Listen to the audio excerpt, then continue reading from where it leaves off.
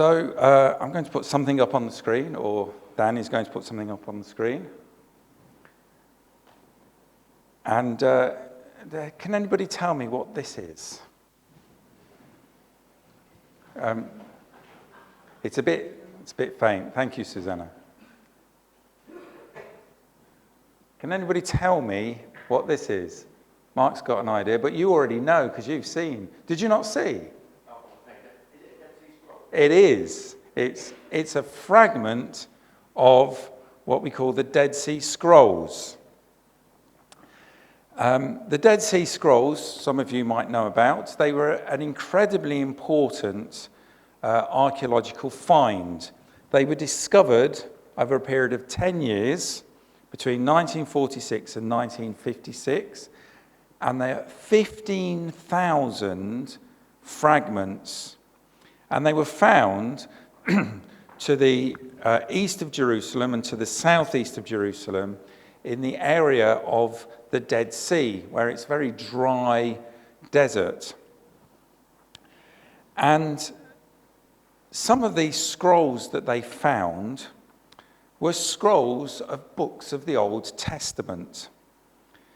And the scrolls tell us an awful lot about the social and religious life at the time of the New Testament, because they had things like community rules, or a list of all the treasure that was in the temple, or commentaries on books of the Bible. And this was incredible, an amazing find. But it took them quite a few years to realize what they had found. Now imagine that you were the first shepherd. Ed Dibb was his name. So imagine you're Ed Dibb, and you're out with your sheep out in the desert, trying to find little tufts of grass and little pools of water for your sheep. And you fall inside a cave. And inside a cave, you find these clay jars with these ancient writings in them. And you haven't got a clue what they are. And you go home and you show them to your friends and family, and they sit around in your tent because you're a Bedouin. And they sit around in your tent for several years until you think, well, let's go down to the old antique market in town and see if anybody might be interested in these. And nobody there's got much of an idea at all either, and they sell them for a few quid, not much at all. Till eventually an archaeologist comes along and sees one of these, and then suddenly this whole new world of understanding of what people thought and what people believed during New Testament times opens up to us all. One of the theories, and it's the theory that I prefer, of where these scrolls came from, is that they were hidden in the caves when the Romans were attacking and then eventually destroyed the city of Jerusalem in AD 70. So that was 37 years after Jesus died and was resurrected. So just 37 years. I think practically everybody in the room now, the others have gone out, can remember 37 years ago. Some of you can't. You were a little bit too young, perhaps, to remember 37 years ago. I don't know. But most of us can remember. So this is like within living memory of when Jesus was alive and died and was resurrected. And we find out so much stuff about life at that time.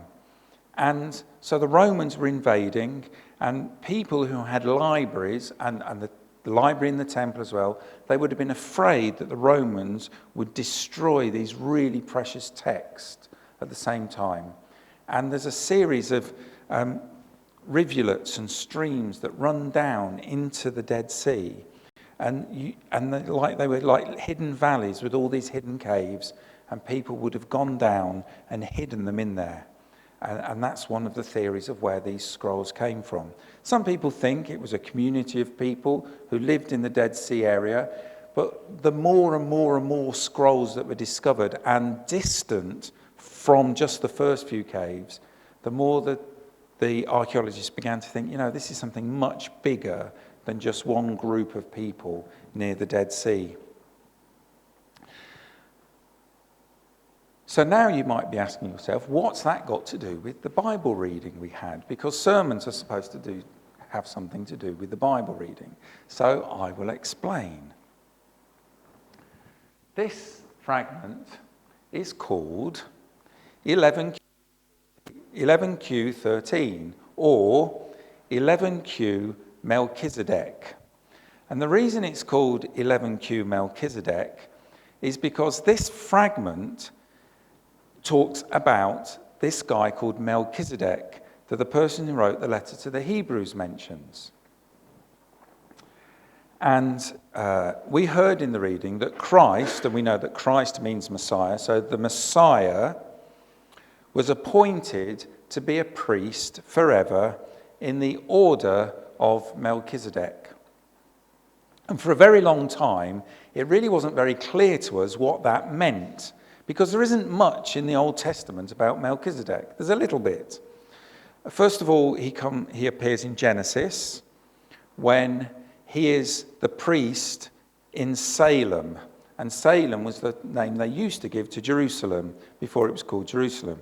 And Abraham arrives in Salem, and Melchizedek, the priest, comes out and offers him bread and wine and blesses him. And then Abraham gives Melchizedek, the priest, a tenth, that's a tithe, of all his possessions as an offering to the priest in Jerusalem. So that's one thing we know about Melchizedek from the Bible. The other is in Psalm 110, God promised David that he would be a priest in the order of Melchizedek. And the last thing we know about Melchizedek is just what the name means. It means, my king is righteousness, or my king is justice. So Melch is king, E is my, and Zedek is righteousness, Melchizedek. So that's what it means. So with those three bits of knowledge, for most of the history of the Christian church, we could make some vague connections with Jesus' blessing to Abraham. We could make a link between Jesus and Abraham, that Melchizedek was blessing Abraham's offspring, and Jesus was one of Abraham's offspring, but also the bread and the wine was Jesus blessing Abraham's offspring with bread and wine at the Last Supper. It's a vague connection, but we can make it. And another is with the idea that the Messiah would be in the line of Melchizedek, because the Messiah would be a descendant of David, who was a priest in the line of Melchizedek. So we could understand something of what the person who wrote the letter to the Hebrews meant. But now let's think of the context. The person wrote the letter to the Hebrews meaning the Jews who were alive in the world at that time. And the Jews who were alive in the world at that time, we have now found out lots of things that they believed because of the Dead Sea Scrolls. And specifically from this fragment, we found out what they believed about Melchizedek. So when the person who wrote this letter to the Hebrews talks about Melchizedek, he will have in mind the things that we find on this scroll, which this gets me excited, okay? You might be sitting there feeling bored, but I'm excited about this because I think this is incredible. That this knowledge sat unfound for 1,900 years almost. If you would do the maths, it's 1,800 and something years. And this is what it says about Melchizedek on the fragment. I haven't got the whole of the translation here, but just sections that give us a flavour. So it is time for the year of grace of Melchizedek and of his armies, the nation of the holy ones of God, of the administration of justice, as is written about him in the songs of David, who said, Elohim shall stand in the assembly of God, in the midst of the gods he shall judge. And about him, Melchizedek, he said, and above it to the heights return, God shall judge the nations. And as for what he said, Psalm 82 verse 2, these quotations are not from the translation, these quotations are from the fragment. How long will you judge unjustly and be partial to the wicked? Its interpretation concerns Belial, and Belial is one of the other names for Satan. So its interpretation concerns Belial and the spirits of his lot, who rebelled by turning away from the commandments of God. And Melchizedek will avenge the vengeance of the judgments of God, and he will drag them from the hand of Belial and from the hand of all the spirits of his lot. This is the day of peace, about which he said through Isaiah the prophet, who said, how beautiful upon the mountains are the feet of the messengers who announces peace, the messenger of good who announces salvation, saying to Zion, your God is king. And the messenger is the anointed of the Spirit. The anointed of the Spirit is the Messiah. The messenger is the Messiah, the anointed of the Spirit, as Daniel said about him. Until an anointed, a prince, it is 7 weeks. And the messenger of good who announces salvation is the one about whom it is written in Isaiah 61, verses 2 to 3. Now, you might not get this yet, and I hope by the end you'll have got it, but this is really exciting.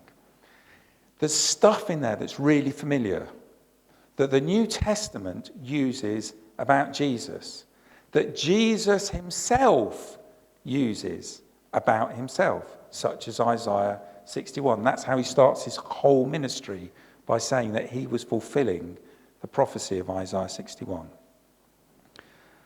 So now we know, because of this fragment that was found, that in New Testament times, for some Jews, Melchizedek meant the Messiah, which meant the Lord, Adonai. So when, in the letter to Hebrews, it says Jesus is a priest in the order of Melchizedek, the author is basically saying that Jesus is the Messiah. And we can see that in the reading that Lorien brought to us. We have all in the same paragraph, Jesus, Christ, and Melchizedek, all referring to the same person. Now, of course, what we do know, and what we've known for centuries, is that in New Testament times, the Jews were expecting a Messiah, and when they were expecting a Messiah, they were expecting a Messiah that would help them get their freedom. They remembered their freedom from slavery in Egypt. They remembered their freedom from exile in Babylon. And when the Maccabees freed them from the domination of the Greeks. Now, we don't know about that much, but if you were to get a Bible that's sometimes called a Catholic Bible, or a Bible that's got the Apocrypha in it, that tells you some of the history of the people of Israel between the Old Testament and the New Testament. It tells you about the Maccabees who freed them from the domination of the Greeks. And so the Jews were expecting a Messiah who would do this again, but from the Roman occupation. And we've known that for a very long time. But what this fragment, 11q Melchizedek, tells us, that some Jews were expecting a different kind of Messiah. They were expecting a Messiah who would free them from injustice, from the hands of a false, evil god, Belial, and his spirits who cause people to do wrong. And he would free them for peace and for salvation. And of course, we know that in the New Testament, and Jesus' own use of Isaiah 61, we know that Jesus is the Messiah, and we know that he can release people from injustice, from the hands of a false evil god, Satan, and from his spirits who cause people to do wrong. And he saves people, releases people for peace and for salvation. And that's why in our reading it says, "Son though he was, he learnt obedience from what he suffered, and once made perfect, he became the source of eternal salvation for all who obey him, and was designated by God to be high priest in the order of Melchizedek." And that is the first meaning of Advent.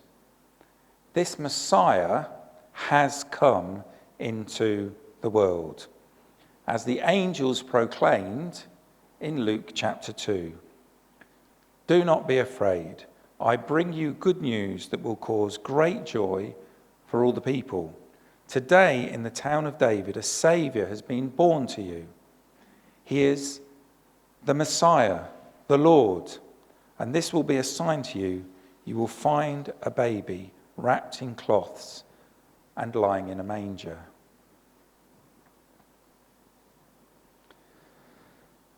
This Advent, you might find yourself in lots of different circumstances. There are as many different circumstances there are people in the room. Some of us are going through a good time. Some of us are going through a hard time. Some of us feel as if we're facing some injustices in our lives. Some of us may feel that we're trapped into bad things by Satan and his evil spirits. Some of us need peace.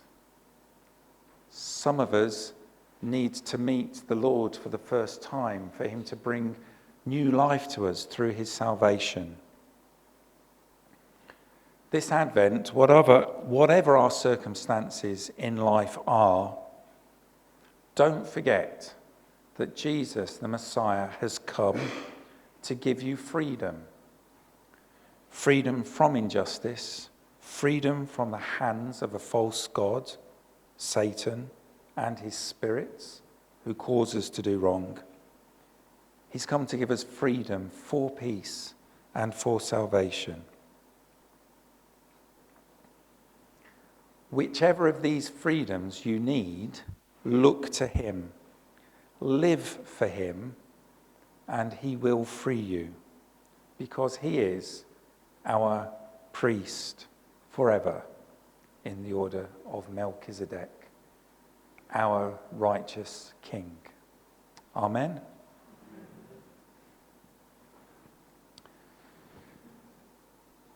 You might want